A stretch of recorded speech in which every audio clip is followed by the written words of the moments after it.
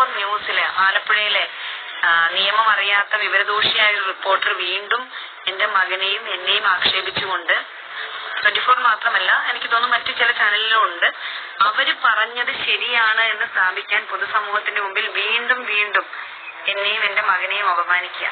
10 രൂപ നക്കാപ്പിച്ച എവിടെന്നെങ്കിലും കിട്ടിക്കാണും. ചിലപ്പോൾ ഓപ്പോസിറ്റ് രാഷ്ട്രീയ എതിരാളികൾ, ആരെങ്കിലും രാഷ്ട്രീയ എതിരാളികൾ പോലും എന്നെ ഉപദ്രവിച്ചിട്ടില്ല ഈ ഒരു കേസിൽ.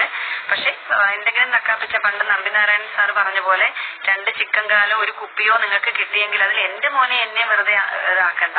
ഞാൻ നിയമപരമായിട്ട് ഇത് നേരിടുമെന്ന് പറഞ്ഞാൽ നിയമപരമായിട്ട് നിങ്ങളോട് നീറണ്ടെന്ന് ആര് പറഞ്ഞു? നീറിക്കോ, ഇഷ്ടം പോലെ നീറിക്കോ, ഓരോരുത്തരായിട്ട് നീറി. വിവരം കെട്ടവനെന്നും വീട്ടിലിരിക്കുന്ന അമ്മയെയും സഹോദരിയും അടക്കം പറഞ്ഞ് വൃത്തികെട്ട രീതിയിൽ പിന്നെ അധിക്ഷേപമാണ്. ഈ തമ്മാടിപ്പടയിറക്കി 4 തെരുവിളിപ്പിച്ചാൽ വീട്ടിലിരിക്കുന്നവരെ പറഞ്ഞാൽ പേടിച്ചങ്ങ് വാപത്തും എന്നാണ് ധാരണയെങ്കിൽ തെറ്റാണ്. അമേധ്യം നാറുന്ന ശൗചാലയ നാവുകളുമായി മൂത്രപ്പുര സാഹിത്യം പറയുന്ന ആ സൈബർ വൈകൃത പടയോടാണ്.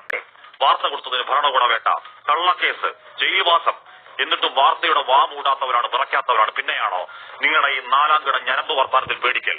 വെറുപ്പിന്റെ വക്താക്കൾ പോയി പണി നോക്കണം. അപ്പിൽ ചവിട്ടി വലി പ്രിയ സഖി ഗംഗേ പയർ